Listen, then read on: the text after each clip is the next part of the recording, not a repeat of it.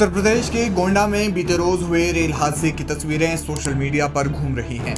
घटनास्थल पर राहत कर्मियों और प्रशासनिक अधिकारियों का तांता लगा है। वे जांच कर रहे हैं और रिपोर्ट तैयार कर रहे हैं।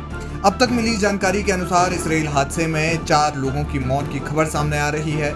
वहीं जो लोग घायल हुए हैं उनकी हालत में सुधार हो रहा है। चंडीगढ़ से गोरखपुर होते हुए डिब्रूगढ़ जा रही इस ट्रेन के 10 डिब्बे पटरी से उतर गए थे। बताया जा रहा है कि ट्रेन में जितने लोग सफर कर रहे थे, घायलों को छोड़कर उन सभी लोगों को उनके गंतव्य स्थानों पर भेज दिया गया है। सरकार ने मामले में मृतकों के परिजनों को 10-10 लाख रुपए, घायलों को 2.5 लाख रुपए और मामूली रूप से घायल हुए लोगों को 50-50 हजार रुपए की धनराशि देने का ऐलान किया है। इस बीच ट्रेन पलटने के संभावित कारणों के बारे में कई तरह के कयास लगाए जा रहे थे और कुछ लोगों ने तो इसे साजिश तक कह दिया था और कहा था कि लोको पायलट को घटना से पहले धमाके की आवाज सुनाई गई थी, इसलिए पायलट ने इमरजेंसी ब्रेक मारा और ट्रेन के डिब्बे पलट गए। लेकिन ऐसा नहीं है और इसकी सच्चाई सामने आ गई है।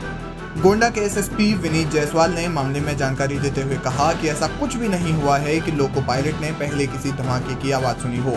उन्होंने कहा कि पायलट को इंजन से कोई आवाज आ रही थी, इसलिए उसने इमरजेंसी ब्रेक मारा और डिब्बे पलट गए। नहीं, देखिए, इस संबंध में स्पष्ट करना है कि लोको पायलट से स्थानीय पुलिस की भी बात हुई है, हमारे एलआईयू की भी बात हुई है।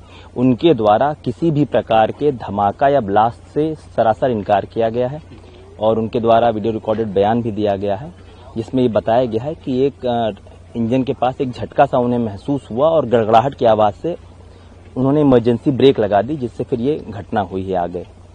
और किसी भी प्रकार के धमाके से स्थानीय लोगों से भी कल जानकारी की गई, हमारी पूरी टीम यहाँ मौजूद है। इस प्रकार के किसी भी चीज से उनके द्वारा इनकार किया गया है और जैसा कि मैंने कहा, लोको पायलट और सहायक लोको पायलट दोनों से पुलिस की विस्तृत इस संबंध में बातचीत हुई है। उन्होंने साफ इनकार किया है कि कोई इस तरह का धमाका नहीं सुनाई दिया। आपको बता दें कि इस घटना के बाद करीब 500 मीटर तक ट्रेन की पटरियां उखड़ गई हैं, साथ ही बिजली की लाइनें भी क्षतिग्रस्त हुई हैं। रेलवे विभाग ने पटरियों को ठीक करने का काम शुरू कर दिया है, तो वहीं बिजली की लाइनों में जहां पर भी खराबी आई है उन्हें भी ठीक किया जा रहा है। ट्रेन करीब 2:41 पर मोतीगंज जिलाही बाजार के बीच में पलट गई थी।